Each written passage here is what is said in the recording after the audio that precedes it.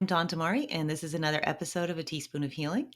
Today, I am joined by my guest, Jennifer Nurick. Jennifer is a clinical psychotherapist, a couples therapist, and an energy healer. She is also the author of Heal Your Anxious Attachment. Hello, Jennifer. Hi, great to be here. Thanks, Dawn. Thank you for coming on the show. It's a pleasure to have you here. And how are you today? I know you are in Australia, so you're a day ahead of me. I've time traveled. Yes. Yeah, great. I've been out for a beautiful walk with my husband this morning. We live by the coast. It's whale season here in Sydney, so you can see Oh, the whales kind of breaching and blowing. It's really special, and it's a Friday. I've got like a couple of clients after oh, this, and then I'm done.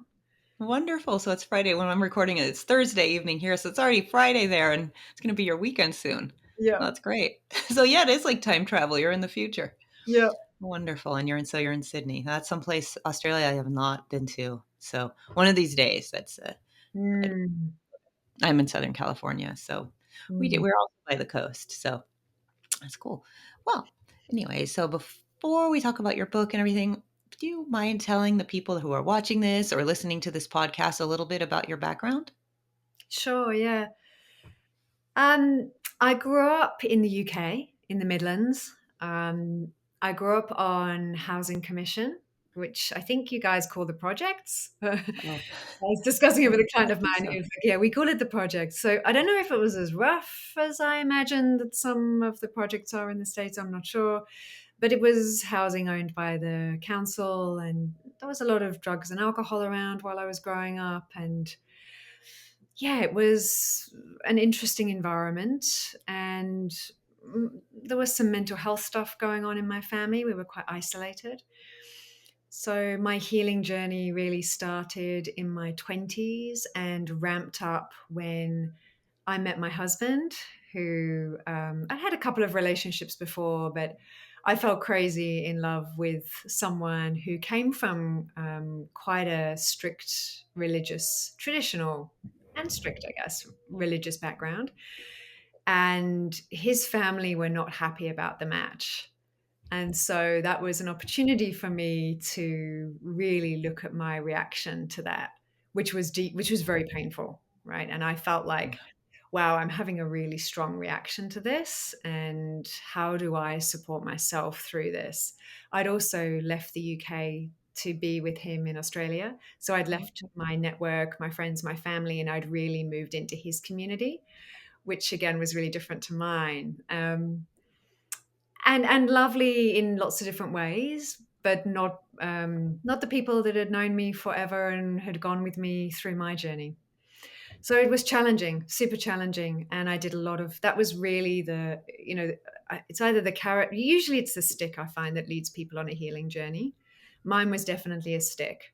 It was really painful and hurt, and I started to see a healer. I started to study kinesiology. Have you heard of kinesiology? I have. Yeah, muscle testing, loved it. Yes. Oh, Then I wonderful. started studying energetic and spiritual healing, loved it. And I found a lot of healing in that space. I certified as a qualified energetic and spiritual healer.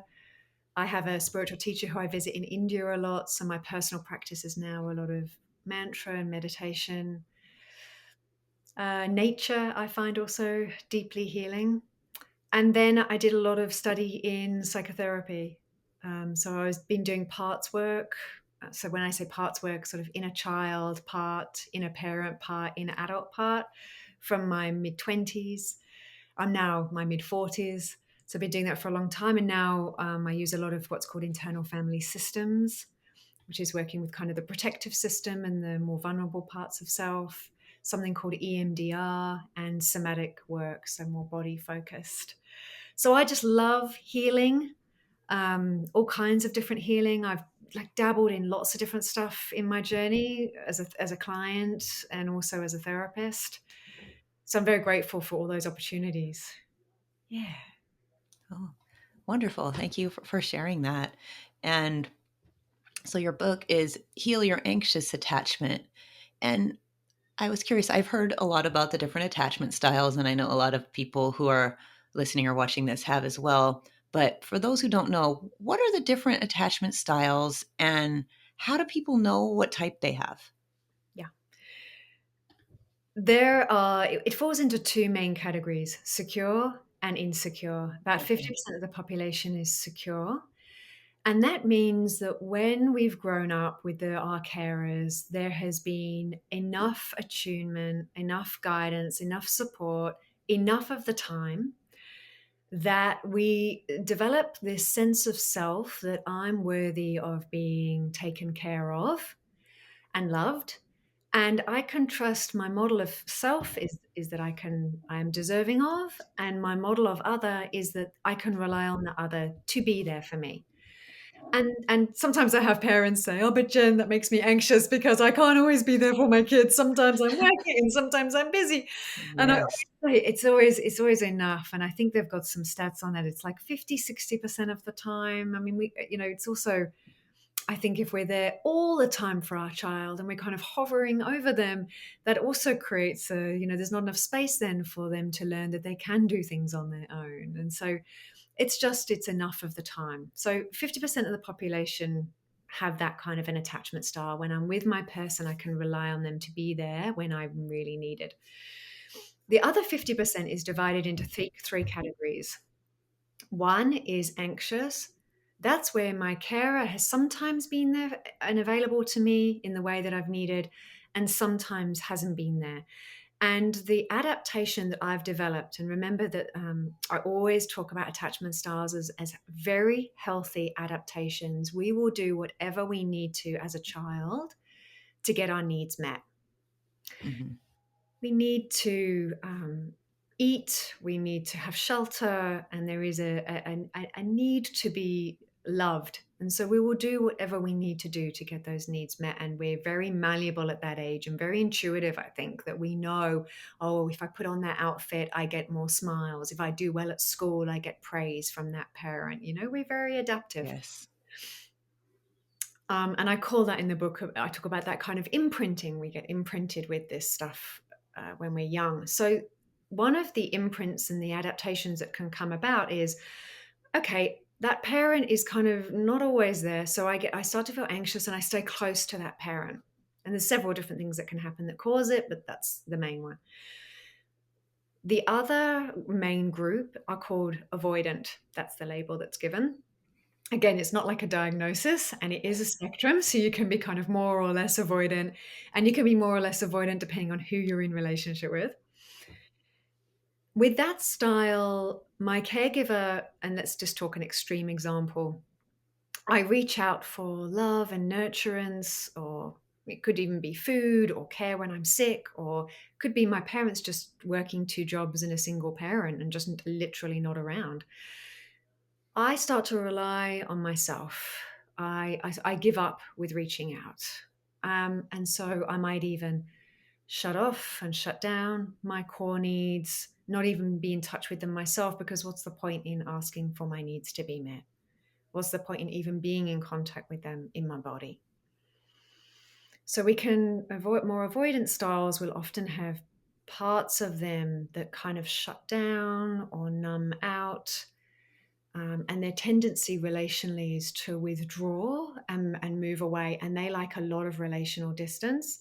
Whereas obviously the anxious group, and that's me, I'm more in the anxious group, they prefer more closeness relationally. And there is this dance that we often go through in relationship around trying to, especially in the first 2 years, it takes 2 years to form a secure attachment. We're doing this sort of relational dance of where's the comfortable distance for us, where we can both feel not suffocated in the relationship, where we can feel connected, but there's enough space for us to be ourselves too. So we're kind of searching for this sweet spot. Wonderful. Wonderful. Thanks for explaining that. And so I liked how you also said that there can be an overlap. So, because I've always wondered what style I had. And so there can be an overlap. So, might not be 100% avoidant or anxious. So there can be a little bit of an overlap of the two. Another thing to remember is that some of us will have anxious parts through a parts lens, and some of us will have avoidant parts. And it's likely that Oh, most people will have a bit of both. Okay.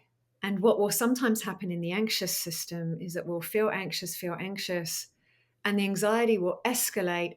And then there might be a kind of a throwing the toys out of the bath, kind of a, okay, well, then let's just end the relationship, and kind of a protest. Okay, well, I'm going and I'm slamming doors, and it's very dramatic. And because I've escalated, and you've withdrawn. And so now, so that can be confusing for the anxious style, and they can feel like, well, isn't that more avoidant if I'm kind of threatening to leave, if I've just kind of just poo-pooed the relationship?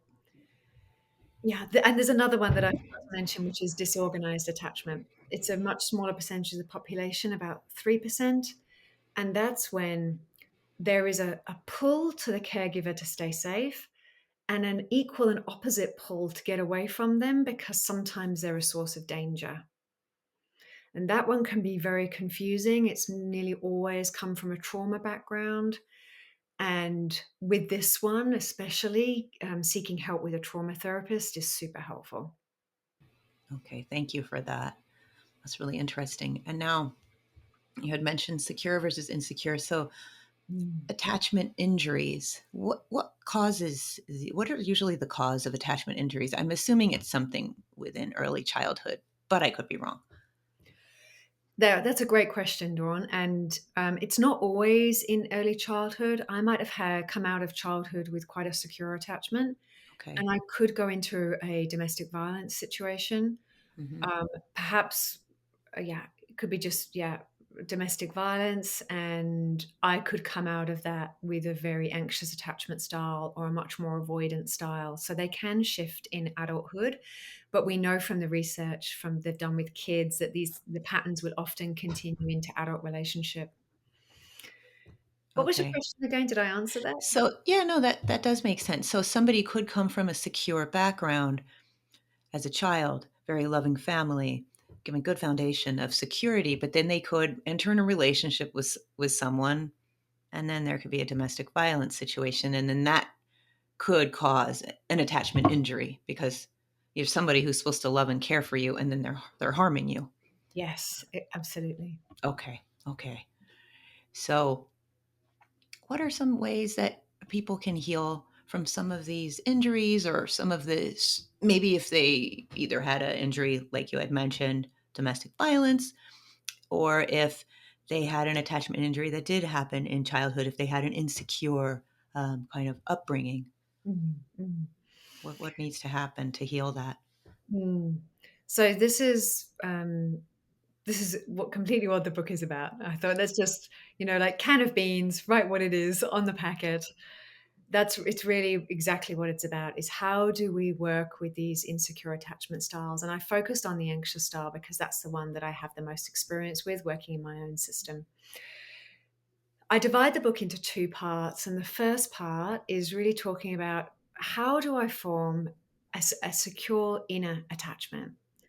How do I take care of the parts of me that are anxious, the parts of me that get really activated when my partner goes away for a weekend, or is talking to a girl at a bar while we're out together?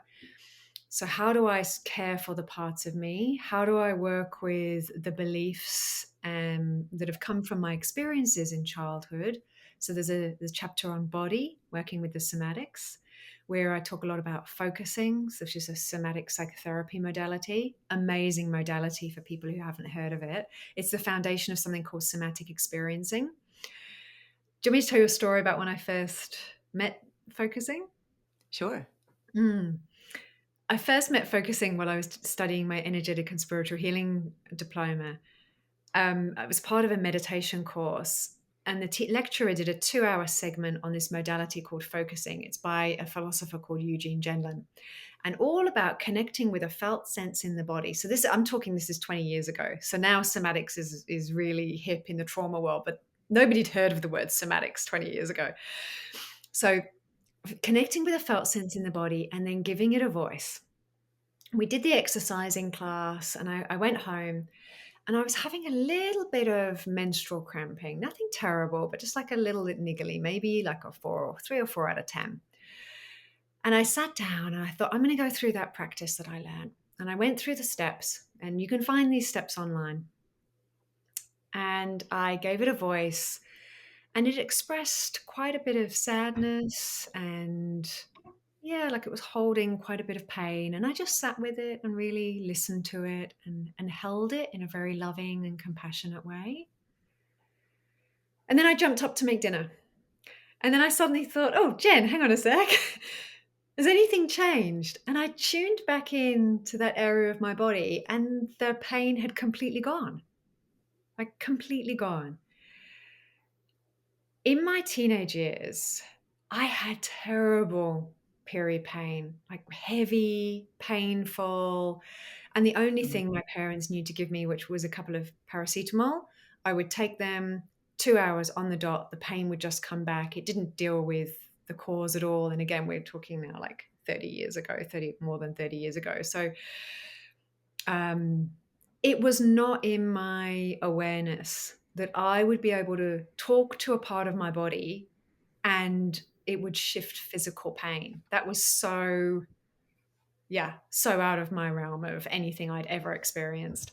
So it had a really profound impact on me, and I used that modality since my mid 20s. I've been using that. Yeah, so that's in the book, how to do that, how to use that.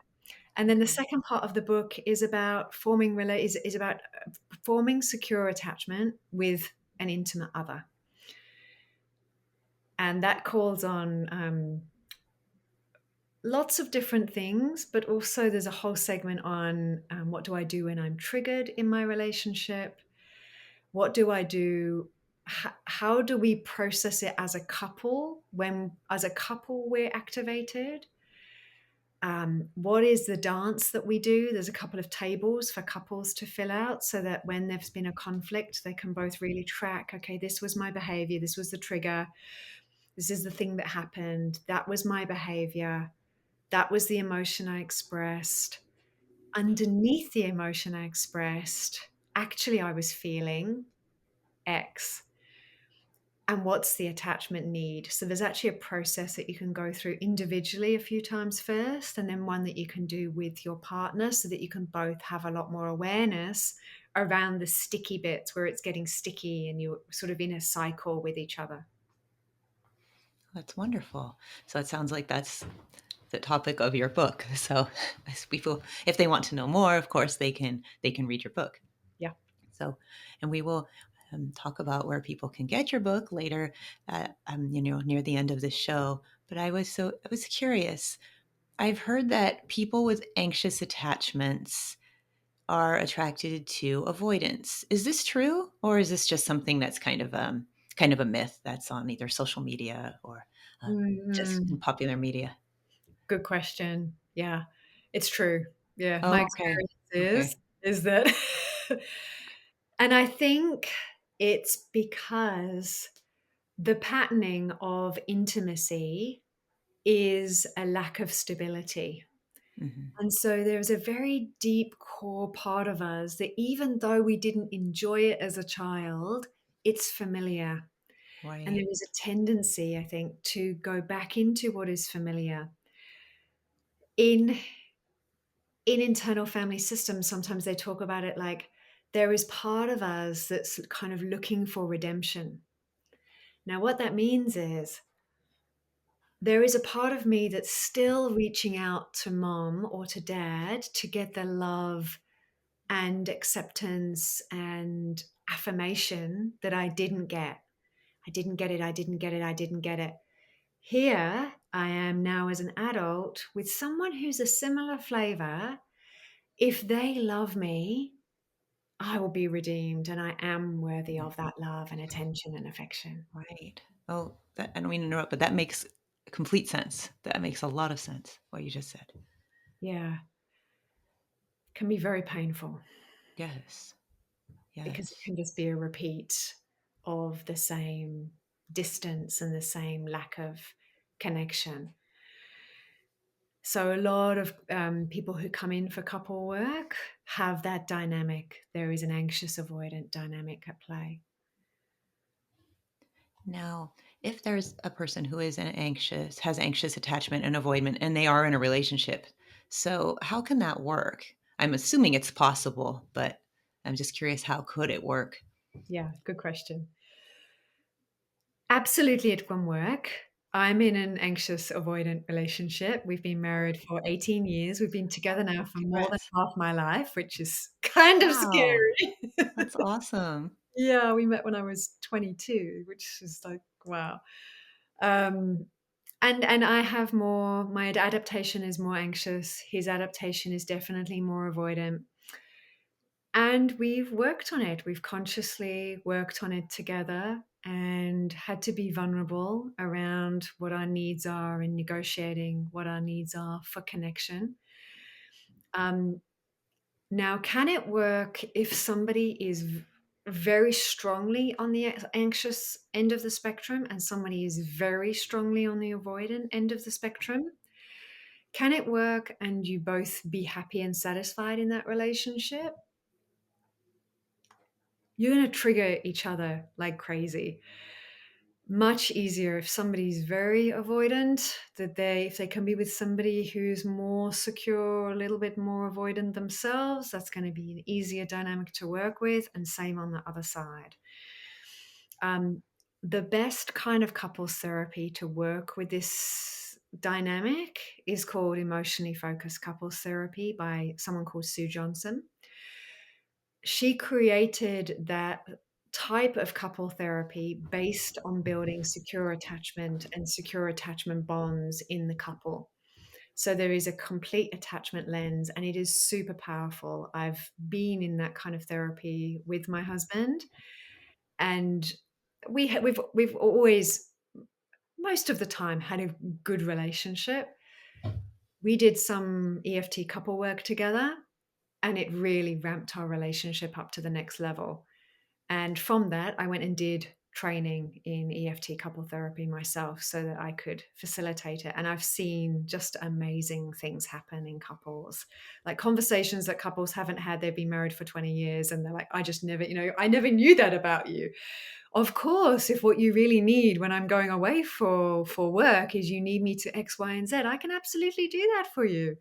You've just never said that. And the person's like, well, I never knew I needed that until we were in this space. And then just a lot of connection and understanding, self understanding happens in those sessions, as well as understanding of each other.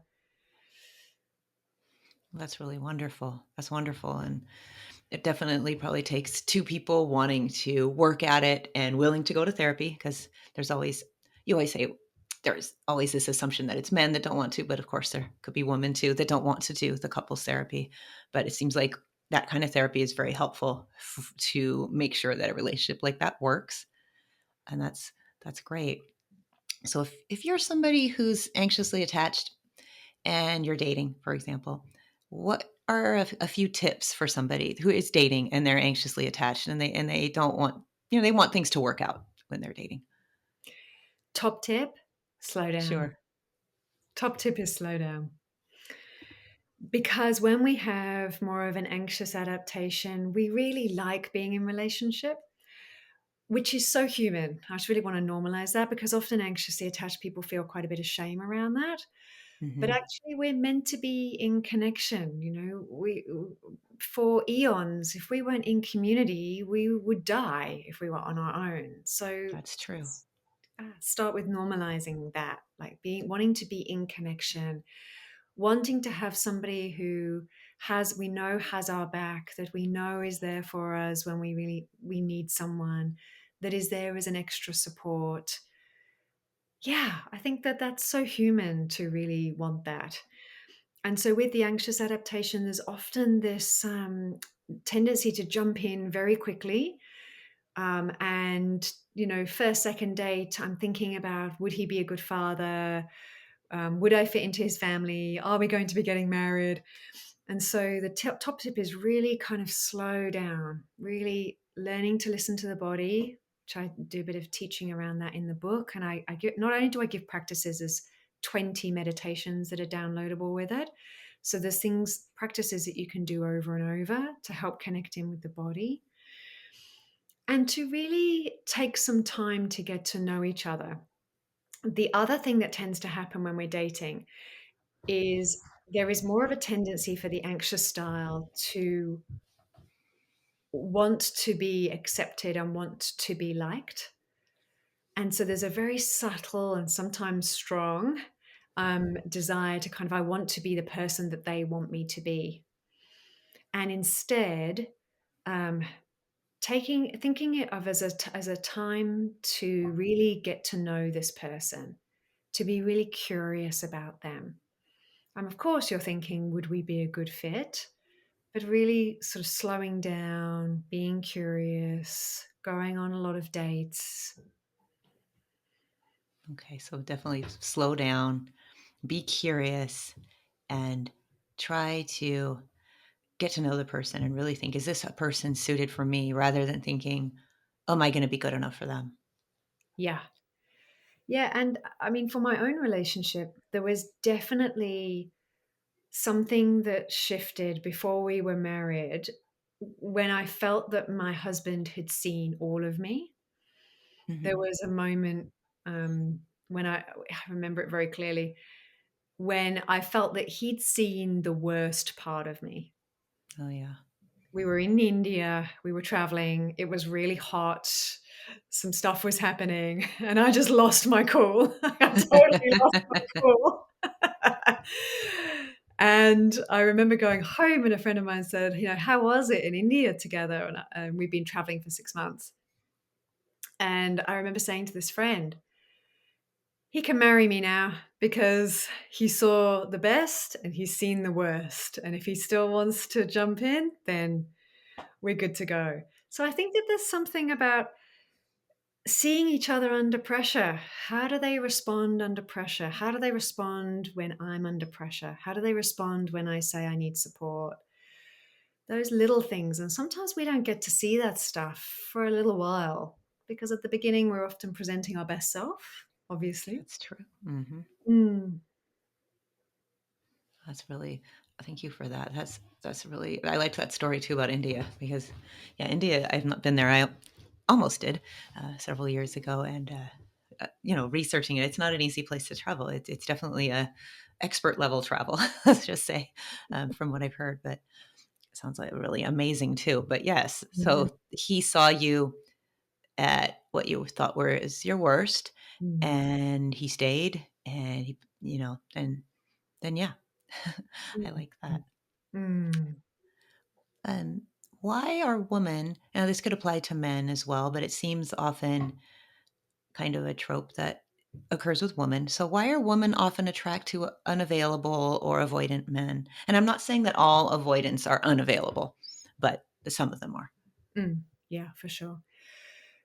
About the gender thing, the stats are about in avoidant, they call it pursuer withdrawer couples, 80% women are the pursuers. So there Okay. is actually a gender imbalance with that. Oh, And okay. yeah. Um, yeah, it's that redemption thing that we spoke about.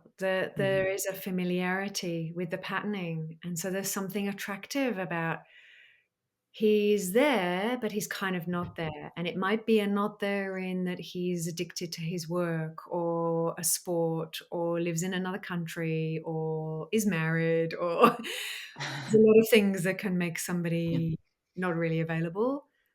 And although there are parts that see the unavailability and want to run away, there are parts that feel the unavailability and it feels familiar and they will chase that relationship and keep being in that relationship even though they keep getting hurt.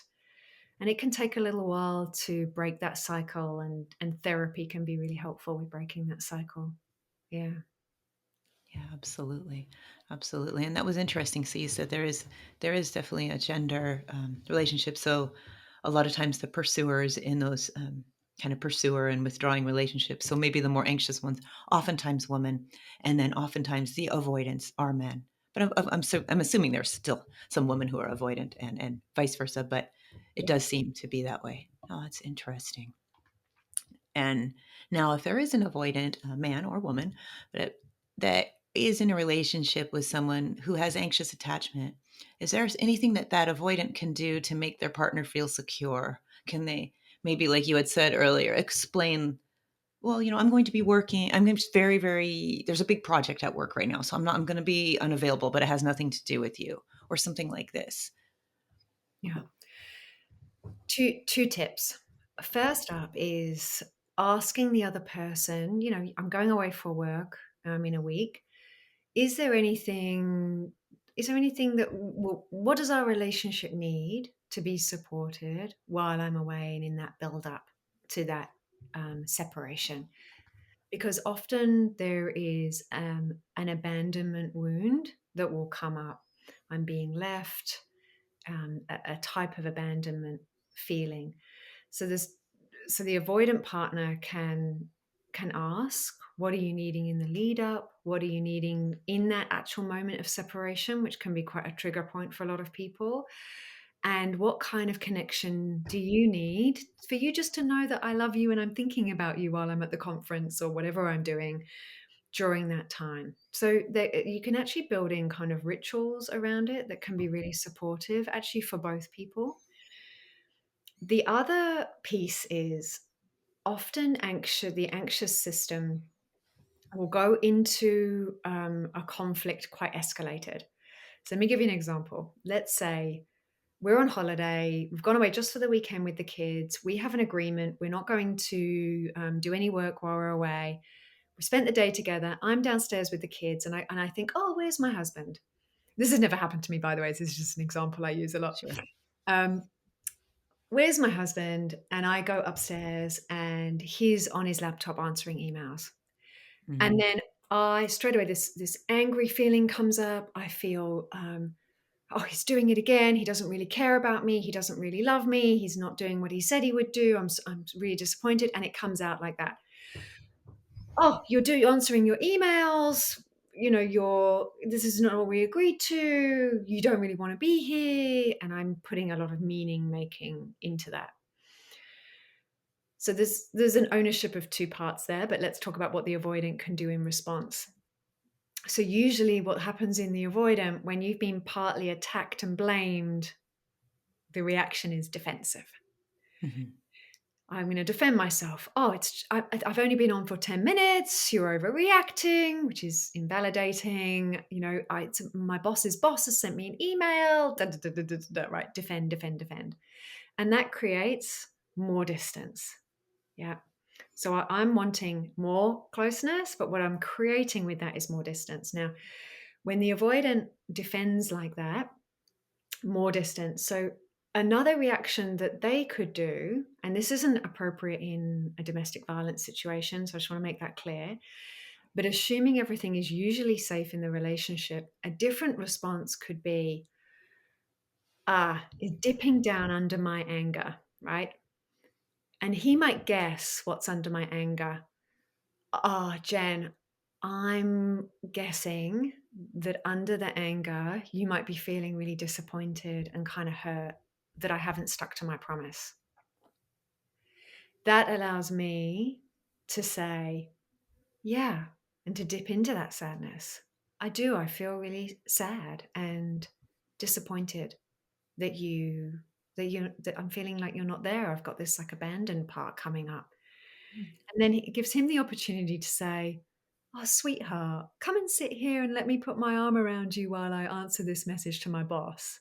And I go, okay, that will make me feel better. Oh. And so that's a circuit breaker that the avoidant can do. Circuit breaker that the anxious can do is that feeling comes up. I'm making it mean he doesn't love me. He's not there for me. He doesn't care about the family. I can dip into my own, what's under that. Under that, I feel actually really hurt. I feel pain. I feel sad in my heart. And what's my attachment need? I've got a worksheet that helps with this. What's the attachment need?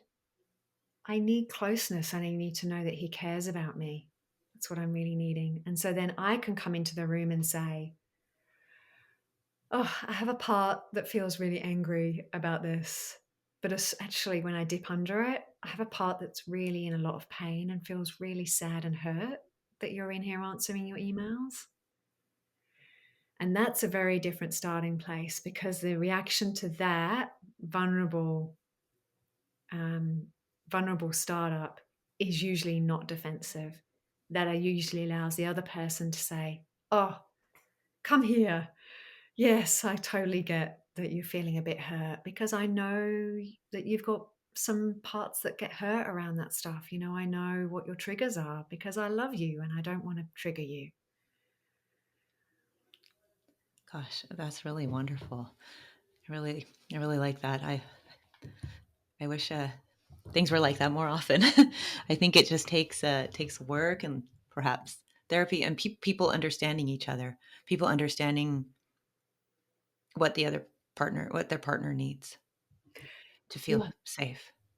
Yeah, and knowing in the relationship that where the trigger spots are, and it could be as simple as when the house is left in a mess, that there's a trigger for me around that, and Hmm. being open about it, and where it comes from in the relationship can also be helpful.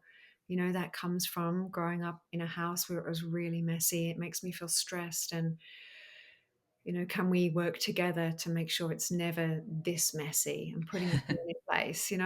Or it could be much, not as minor as that. It could be something kind of much kind of bigger in the relationship.